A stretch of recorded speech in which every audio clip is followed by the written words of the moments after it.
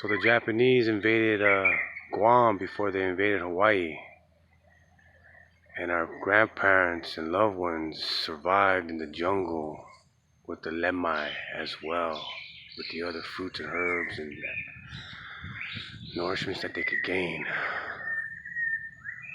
You know, it's a story that I've been told that there was a long line, either for labor, cut your head off, or just make you disappear for whatever reasons. So it's a huge long line, man. You know what I mean? Miles long.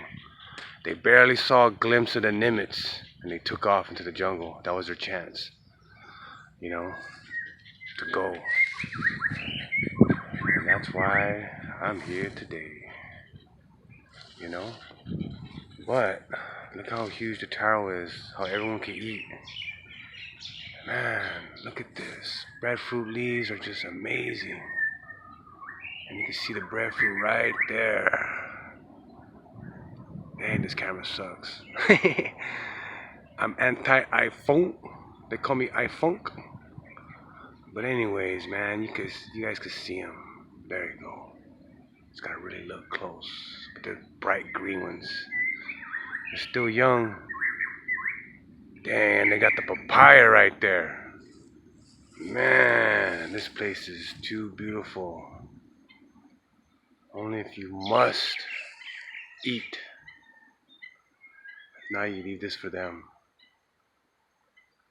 That's why in Guam you don't want to pick too much Doin, you don't want to pick too much lemai, you don't want to pick too much of anything. You know, you don't want to rape the tree. You know, the Indians, they pick once every third. You know, but the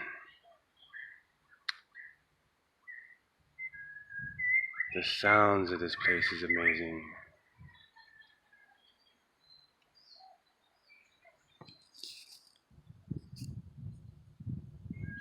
Yeah, so what a good blessing again for a beautiful outing, you know.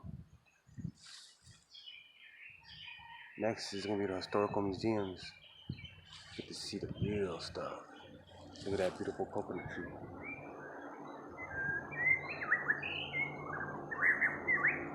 Very, very splendid. Splendid.